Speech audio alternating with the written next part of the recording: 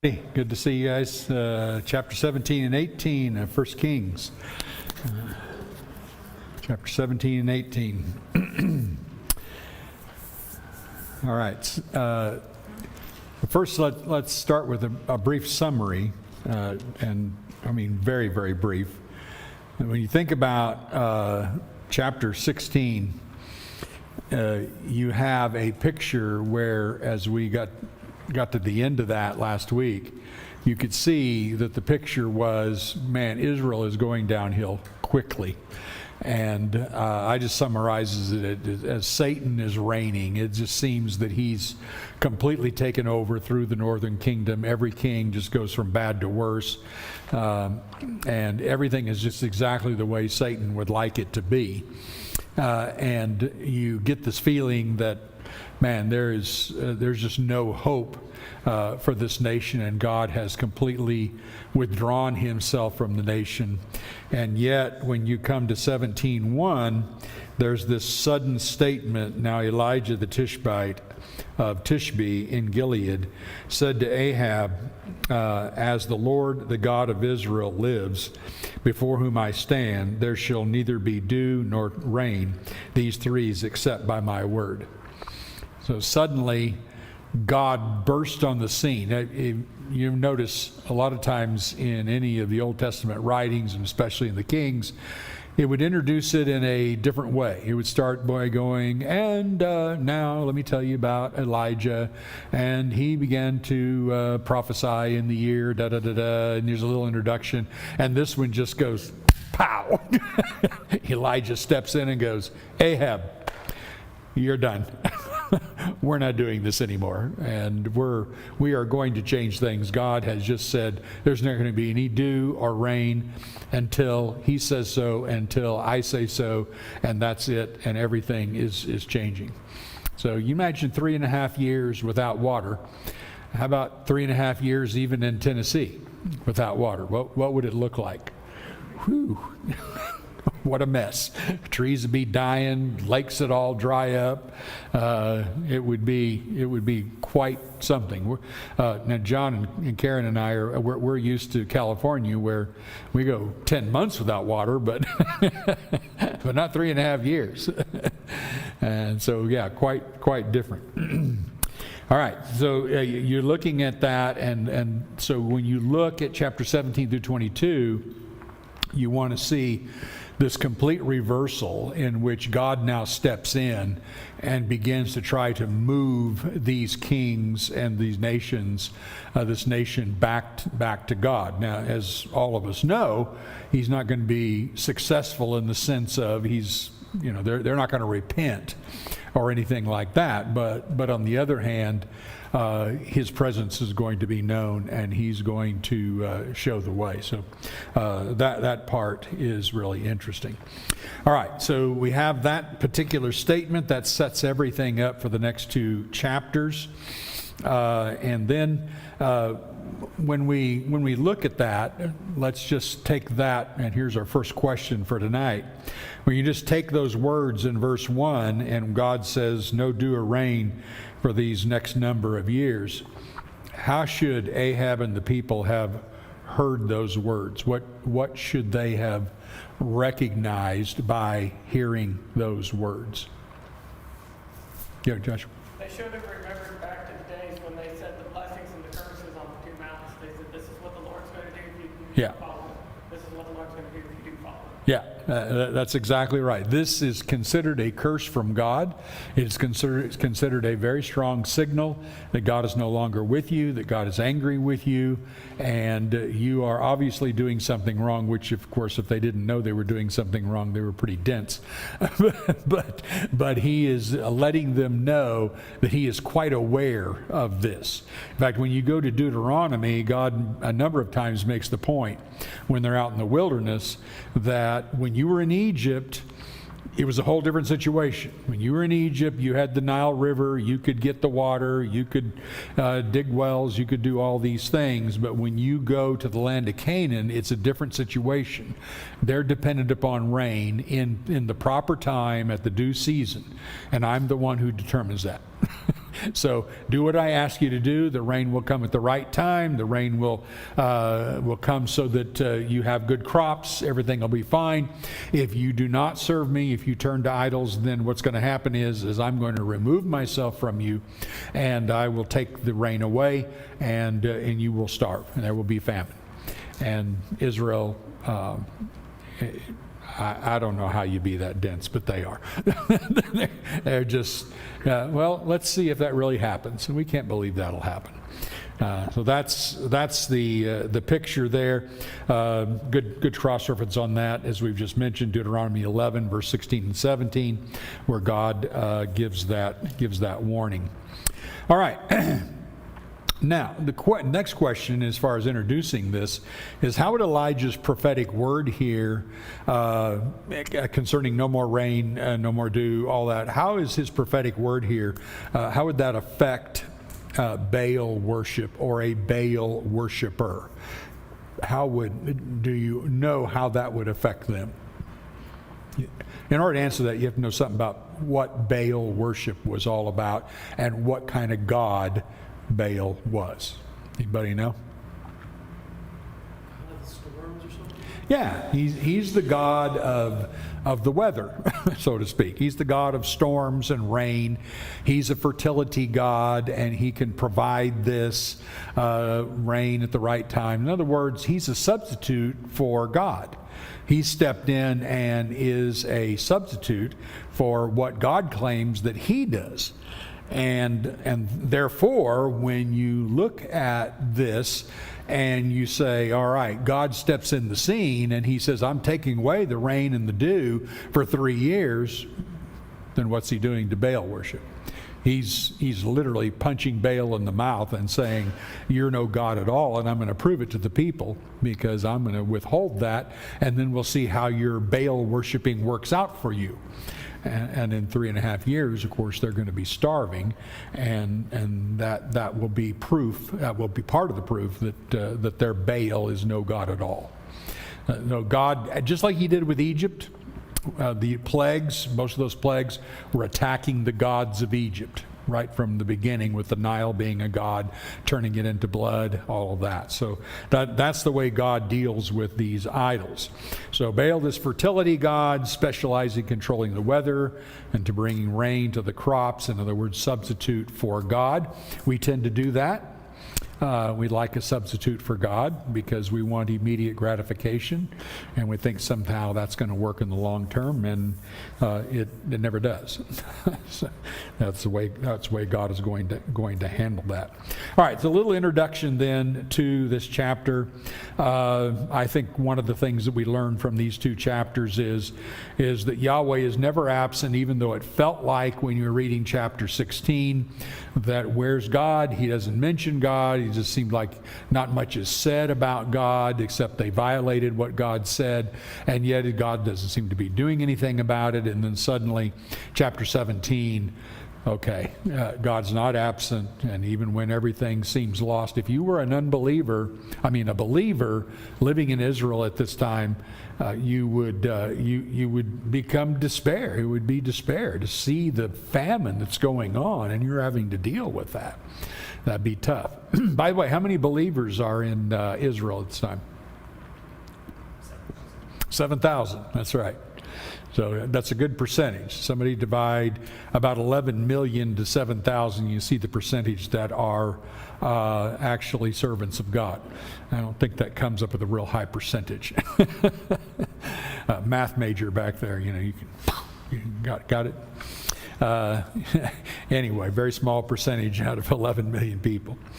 Okay, so there's our setup for that. Now let's go on and then take a look at this first section. I would suggest that in verse 2, when he says, and the word of the Lord came to him, that phrase, word of the Lord, is a thematic statement that's through these next two chapters, and especially in chapter 17. You're going to see where the Lord mentioned many, many times, in which God is the one in control. He's the one directing Elijah in every case. This is not Elijah out on his own. Whatever happens because God directs Elijah Elijah to do it, and you will notice that phrase used a number of times here. Okay, 17:2 through 7. Beginning verse 3, depart from here, here's God saying to Elijah, depart from here and turn eastward and hide yourself by the brook Cherith, which is east of the Jordan. You shall drink from the brook, and I have commanded the ravens to feed you there. So he went and did according to the word of the Lord. He went and lived by the brook Cherith or Kerith. I think probably pronounced Kerith, since the CH in Hebrew is a K sound. That is east of the Jordan. And the ravens brought him bread and meat in the morning, and bread and meat in the evening. And he drank from the brook. And after a while, the brook dried up because there was no rain in the land. So who knows how long that goes, but he's escaping, of course, any attack by Ahab, or especially Jezebel. Ahab, I don't think, had enough get up and go attacking, but Jezebel certainly would have. So he goes out there and he stays there, and ravens come and feed him every morning and every evening. Cushy job, right? You ever thought about what kind of meat they're going to bring? Okay. Don't ask, just cook it. That'd be it. Just cook it and eat it. Where do you get the bread and all that? It's a pretty stark contrast to Samuel being this honored man of God. Like, everybody's trembling before him whenever he comes into the town, and everyone holds him in high regard. And now this guy's living by a brook, and the birds are his only friends.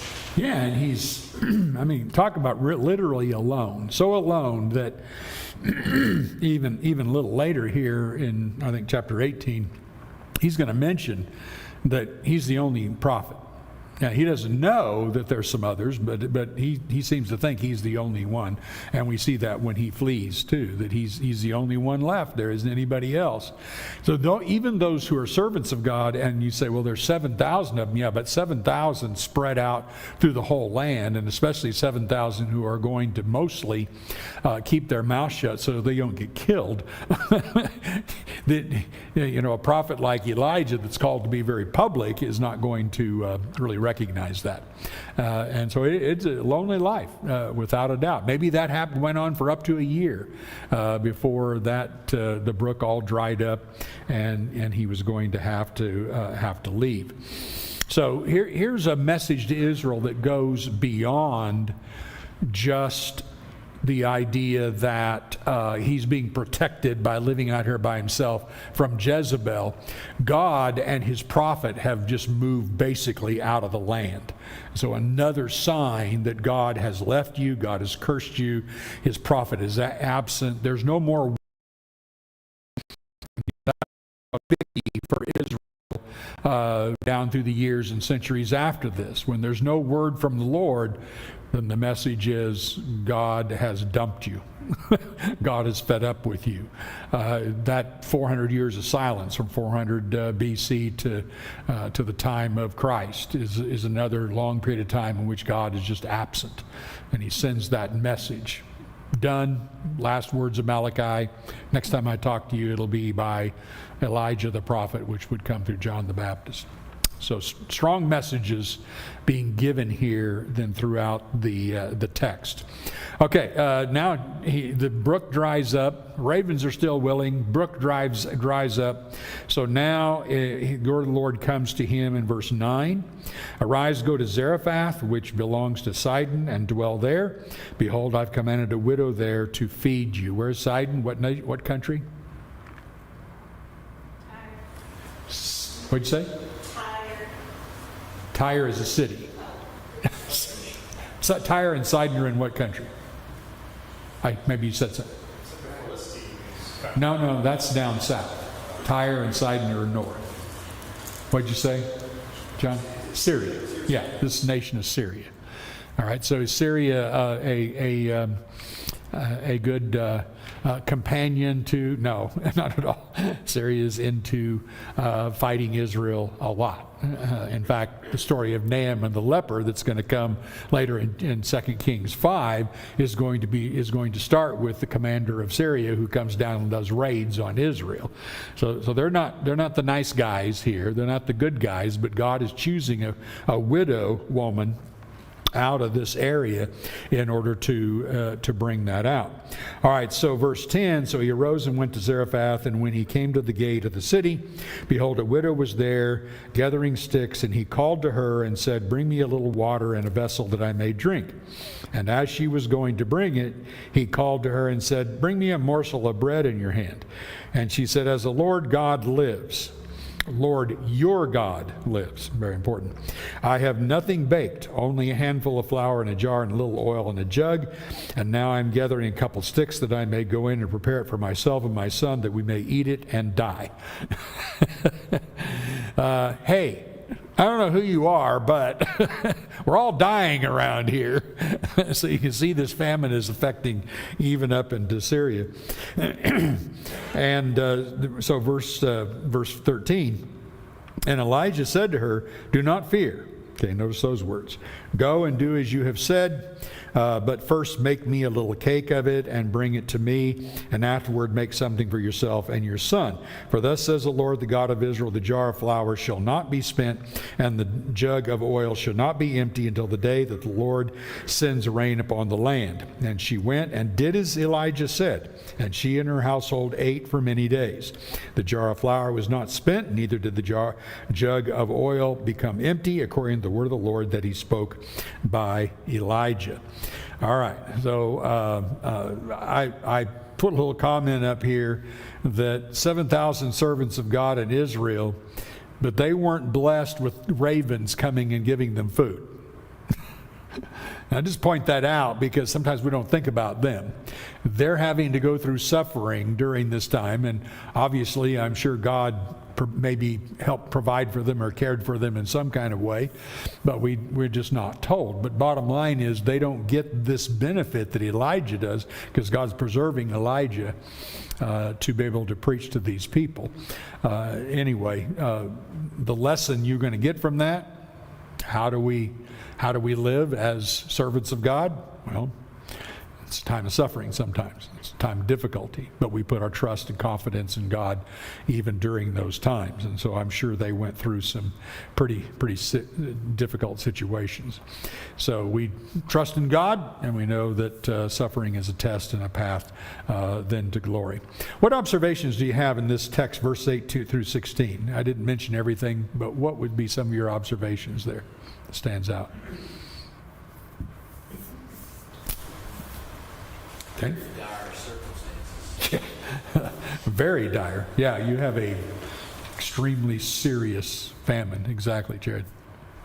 Yeah, this act of faith by this woman to believe Elijah and do what he says. She could have easily just blown him off and left. Yeah, that's right. But here's this woman, not an Israelite or anything from Syria, and she believes him enough to go do what he says. Yeah, that's it really is pretty astounding, and that's exactly what I wrote in my Bible, faith, exclamation point. Look at that faith that she had to listen to this stranger say, well, the Lord said that they won't disappear, so go make the bread. Right, Michael? Well, it's kind of a random story. It doesn't advance Israelites' history at all, so it's got to be another reason why this is in the text. And clearly to contrast Israel's faith, and Elijah says, okay, I'm going to leave. And this random woman he finds, she has more faith than this entire nation that God has chosen. That's right. That's right. And as we'll see in a minute, Jesus references this. There's more faith outside of Israel than there is in Israel. John. Well, there's two things. That God is just showing that he provides for his own. Yeah. Even in these bad in ways that no one would ever have predicted that would be the way he would provide for somebody. And then also the fact that Israel's sin, or how sin can impact others that are not remotely related to it. So there's everybody around Israel is paying for Israel's sin. Yeah, good. Yeah. Israel's sin is causing others to pay the same price, and a difficult price, but God here again is providing for His prophet and making that come to pass. I think the irony here is, along what you said, is that God is sustaining His prophet by a widow a Gentile widow at that. So who is usually the one that you wouldn't try to get a handout from? A widow, because a widow in those days was doomed practically. She has little hope. Nobody's going to provide for her. She can't go down to the 7-Eleven and get a job. It is a very difficult time for her.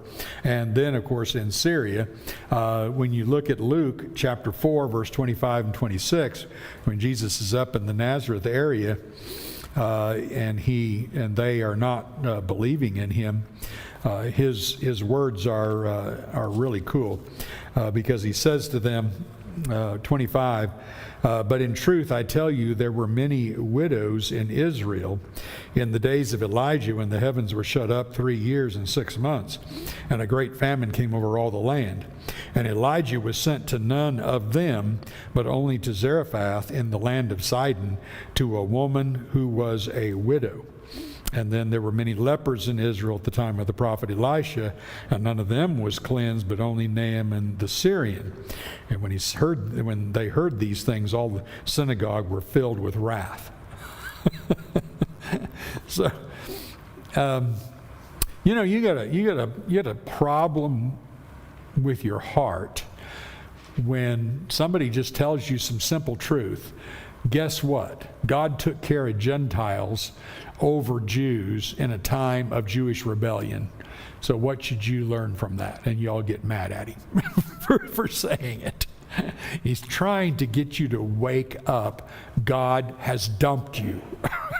And he thinks the Gentiles, he'll find more faith among the Gentiles than he'll find among you.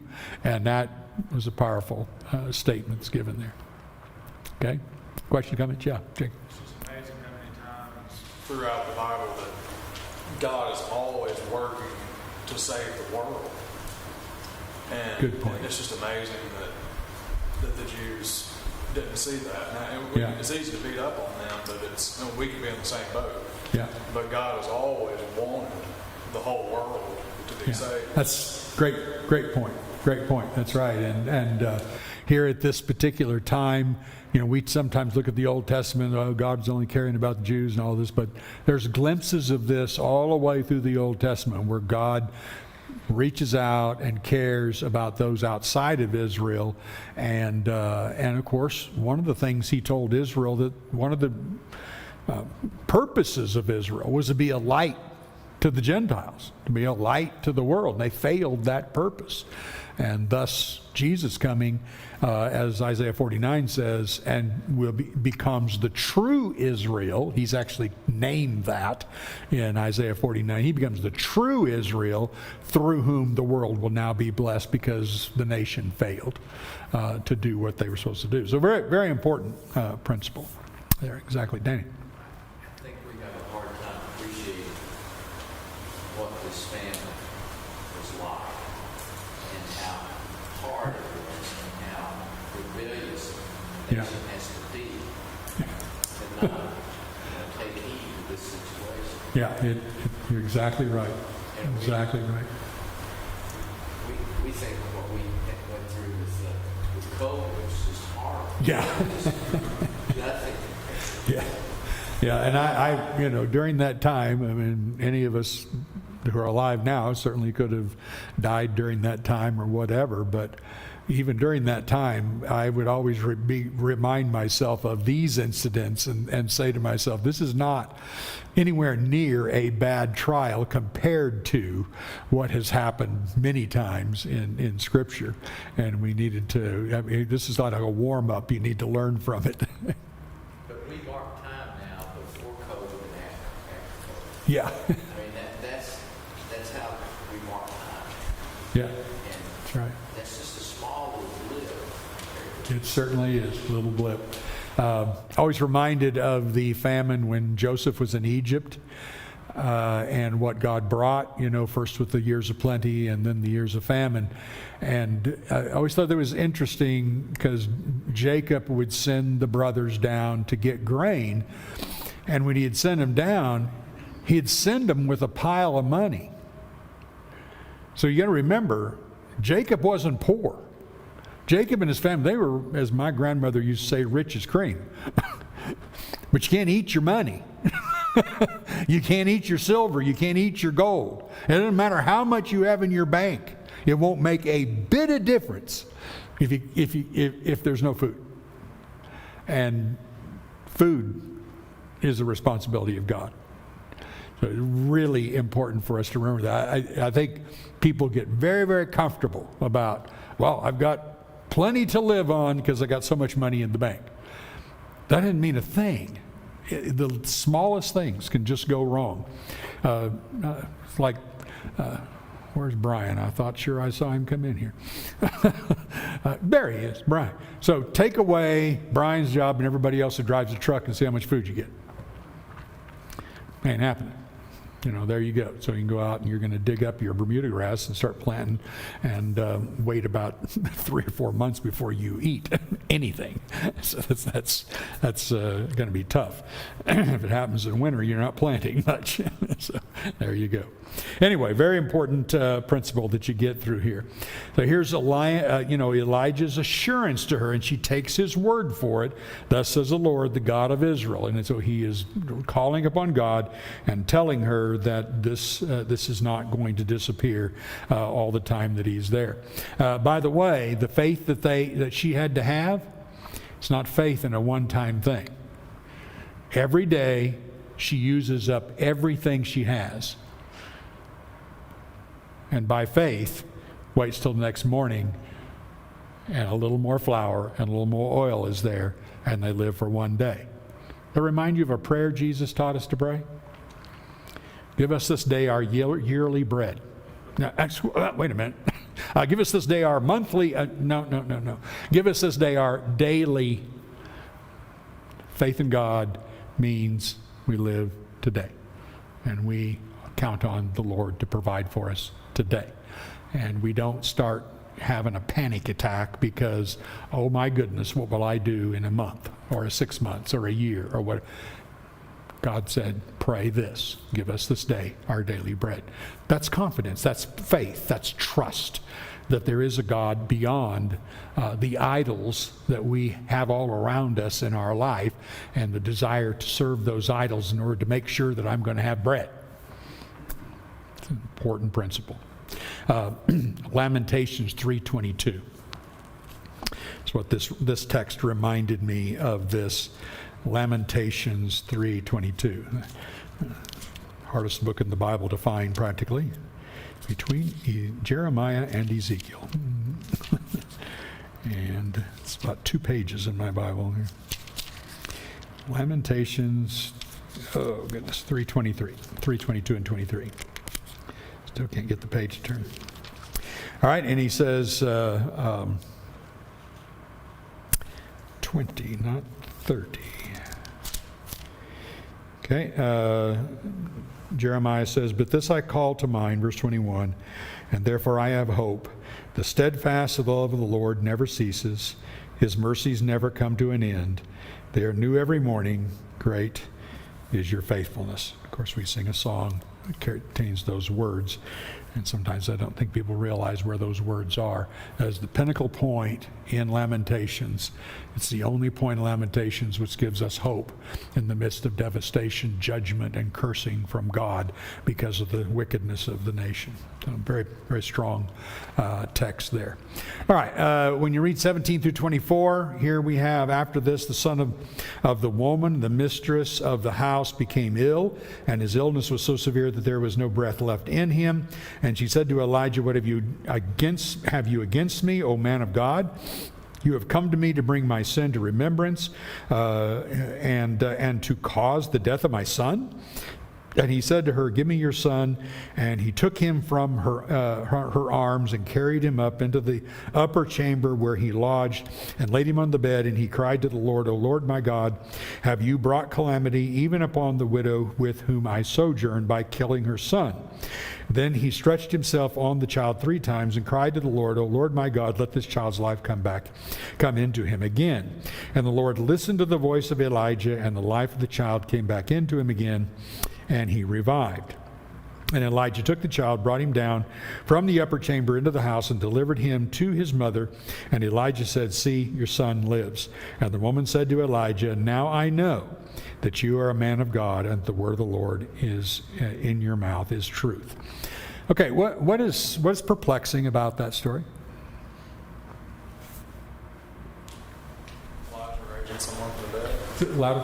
Elijah raising someone from the dead. That's the perplexing part? I think only Jesus was. That's the good part. What's perplexing about it, though? He just provided for them so that they would live, and then he gets sick and dies.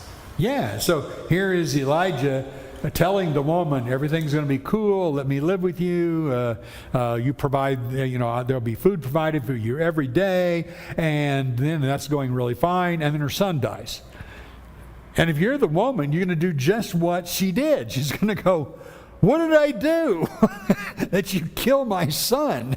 Are you just here because you're thinking about the sins I've committed in my life, and so now you're paying me back by killing my son? What is this all about?" So it's very, very perplexing in a story in which everything seems really positive to this woman, and then boom, her son dies, and it's just devastating. And you can see why she responds that way. So how would you flip that and see the good lesson? Jacob mentioned, yes, he raises the son from the dead, all of that, but what is the purpose there? What is, in other words, back up and say, what's God doing? I mean, this is obviously a story that's written there for us to learn something from. So what is God doing when he lets the son die and then turns around and Elijah raises him? What's the big message? Yeah. God provides the life. It's another picture, like what we're seeing with Abraham and Sarah, that God is the only one who can provide life. So even if you're spiritually dead, God can provide. Okay, good. So first off, there's again a counting on God. The power of God, even over death, is a great message there. Exactly. What is the message the woman needed to see?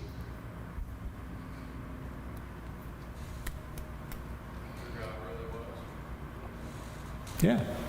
God really was with him. In fact, that's the last thing that's said. She says, "Now I know that you're a man of God, and the word of the Lord in your mouth is truth." Now, you say, well, didn't she know that before? Yeah, I think she did, because she's already seeing this.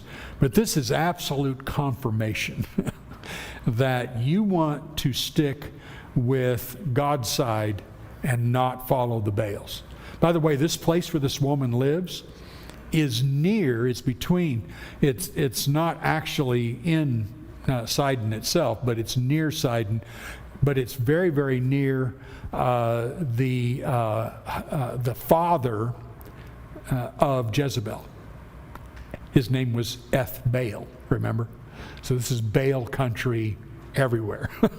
So here, where does God send him? Right in the middle of Baal country to a widow, and teaches her about God. So cool thought. Yeah, Michael. So thinking about this story compared to like Jesus is raising, when he raised the little girl from the dead, are we supposed to see things like, Elijah has to kind of struggle a little bit with God to get what he wants, and he has to like pray to God, where it almost seems like Jesus is like, rise up a little bit, like he makes it easier than even the great prophet Elijah? Yeah, I think that's a good point. When you see Jesus doing miracles, it always seems to be an escalation over any miracles that you've ever seen before. Exactly. I really think that's one of the main things that John does when John uses the 7 signs that he uses. He shows things that, number one, other prophets could never have done and didn't do. And then number 2, the escalation of the power that Jesus had above any other prophet, so that nobody thought, oh, this is just another in a long line of prophets. It's not that way, Jared. Yeah, I was kind of curious about the same thing, because to me, I kind of see a little bit of a pivot with Elijah here, where it's like, verse 19, he's immediately like, okay, give me your son. He takes him to his upper room. But then once he's in the upper room, you see this kind of moment of questioning. Is that? Yeah. You know, Yeah. it's like, God, have you brought me out here to kill Yeah. this woman's son? And so he goes from confidence to kind of like crying out to God a little bit. Well, it's obviously, as I use the word, perplexing to him, and it is. It's very perplexing. Why? I mean, this would be a shock. What in the world, God? What did you do here? For one thing, Elijah's looking pretty embarrassed at this particular point, I would imagine, as the woman goes, "Sure, nice to have you, Elijah. Look what you did." So yeah, he's embarrassed. He's perplexed. God, what's going on here? There's got to be some explanation for this, and so the pleading of the Lord. Yeah. I think what's interesting is we're told in the New Testament about the power of prayer, and Elijah is specifically used, but it's that he prayed that rain would not come for 3 years, and he didn't. And this instance of him begging for a life and a resurrection happening is not referenced. And I think that's a little confusing to me because in my mind that's more powerful because it's one is taking away life. Yeah. And the other is bringing life. And obviously, we're told over and over that we can pray for our brothers and sisters in Christ that they will be returned and restored Right. when they sin against us. And so I just find it really interesting that that's the example of this story that's used. It's a reminder of the power of God either way, in life and in death. Who's over it all, who has the power, and that's right. And there are going to be perplexing things happen in life, just like with this widow and with Elijah. There's going to be things that you're going to say, I don't know how to work that out. I don't know how to figure that out. Very much like we're studying Job. What do we see Job doing? I don't know how to work this out. I don't know how to figure this out. I can't find an answer to this. Well, expect that in trials. As much information as we do learn from the book of Job, there's still going to be very perplexing things in life, and those perplexing things are going to be hard to deal with, and God is calling us to trust. We're going to see that additionally emphasized when we hit Ecclesiastes. I mean, very, very similar to that. So good point. Good thing there. All right. So now we have God in chapter 18 here. He's going to publicly expose Baal as a non-God. And I think of all the stories of kings, most everyone here would probably know this story in chapter 18. The first part of this in the first 19 verses is just really interesting because we are introduced to a man named Obadiah. And you'll notice in verse 3, verse 3, and Ahab called Obadiah, who was over the household, and then we have a little parenthetical here. Obadiah feared the Lord greatly, and when Jezebel cut off the prophets of the Lord, Obadiah took 100 prophets and hid them by 50s in a cave and fed them with bread and water. All right, so what kind of guy is Obadiah? Pardon? I'm sorry. He's a raven. He's a raven. Yeah, okay. That's why I didn't understand you. I was like, wait a minute. Yeah. He shows that he has confidence that in the end, God, Yeah. it's going. And he's really risking his life, isn't he?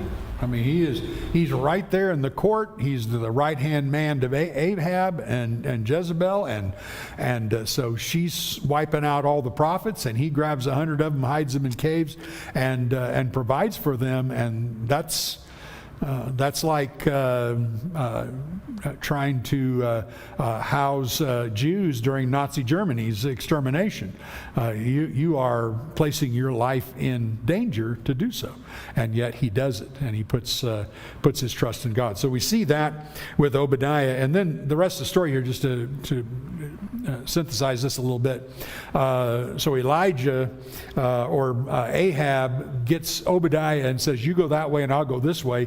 And we'll try to find if we can find any place where there's some water and we can save some of the animals and things like that. So Obadiah goes one way, Ahab the other way, and Elijah meets up with Obadiah. And Obadiah is really amazed at this. And the question that Elijah gives to Obadiah, he says, "Look, I want you to go tell Ahab to come and meet me." and I'll be here. You tell him to come and meet me. And Obadiah goes, ha! I'm not nuts. Do you think I want to die? I know what'll happen. Everybody knows you get zapped around. God just takes you anywhere. And if I'm going to tell Ahab to come and you're over here and I'm going to get here and you're going to be, the Spirit of the Lord will zap you to who knows where. And then he's going to kill me. What are you talking about? And of course, Elijah has to go, no, I promise, I'll be here. Really funny little story here, I think. I'd have to think about that longer to figure out why the details of that story, but it is interesting. That Elijah says, no, I won't let that's not going to happen. This is part of God's plan. All right, and so then when you get down to verse 17 of chapter 18, when Ahab saw Elijah, Ahab said to him, "Is it you, you troubler of Israel?" What's interesting about that introduction?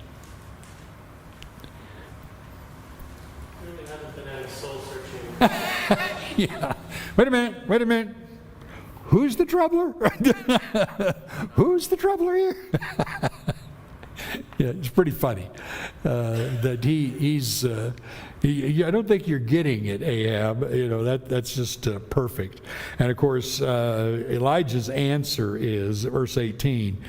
I have not troubled Israel, but you have, and your father's house, because you've abandoned the commandments of the Lord and followed the Baals. The problem is you're the one who has done this. And so anyway, Elijah goes on to say, verse 19, now therefore send and gather all Israel to me at Mount Carmel, and the 450 prophets of Baal and the 400 prophets of Asherah who eat at Jezebel's table. And for some reason, apparently the 400 prophets of Asherah don't show up to this meeting because they're never mentioned again here. But the 450 prophets of Baal do show up with this big contest then that goes on after that. So concerning Obadiah, I think it's interesting that you have faithful servants here who are found right in the middle of Satan's house, if you will, and they are subverting what Satan is doing, quietly doing their job. They're not called to be like Elijah, stand up and rebuke everybody, but they are there for a reason, and because of him, he saves other prophets, and he is a very important part of God's story. And so everybody has a little role here to play in that. And then, of course, there's different kinds of servants for the Lord. Servants like Elijah, and there's servants like Obadiah. And we need to just determine what our role is in that and how we can do that help. So verses 20 through 40 now are the gathering of the prophets at Mount Carmel, and they are getting ready to have this battle. And you see in verse 21, and Elijah came near to all the people and said, how long will you go limping between two different opinions? If the Lord is God, follow him, but if Baal, then follow him. And the people did not answer him a word. So before we look at that, we just got a couple of minutes here. So what would be the lure of Baal worship over serving God? I mean, why would you give up God for worshiping this Baal? Yeah. Okay, good. One is that this is the predominant culture. You're going to feel totally out of place if you decide to worship Yahweh in a 11 million people nation, and only 7,000 people that you probably never even heard of are worshiping God. So peer pressure, yeah, and the society, and that'd be certainly one of them. I think another way there would be a lure. Karen. Or not the restrictions Yeah. Baal that I would have from Yeah, Baal. That's right. The idolatry always has an offer that stimulates and appeals to the desires of the flesh. That's exactly right. And so you definitely have that as part of Baal worship. In fact, again, just this is a farming thing. If you're a farmer, and everybody is, so if you're a farmer and you're concerned about your crops and you want to make sure you get crops, well, Baal's a pretty good promise. You know, I mean, he seems to come through most of the time, even though it's God doing it, but that's the way they're going to look at it.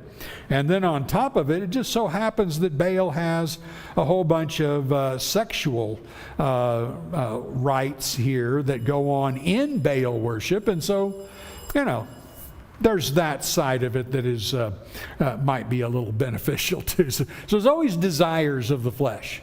And we can use job, money, pleasure, all kinds of things as our idols to fill something in our heart that's empty that we think that's going to fill.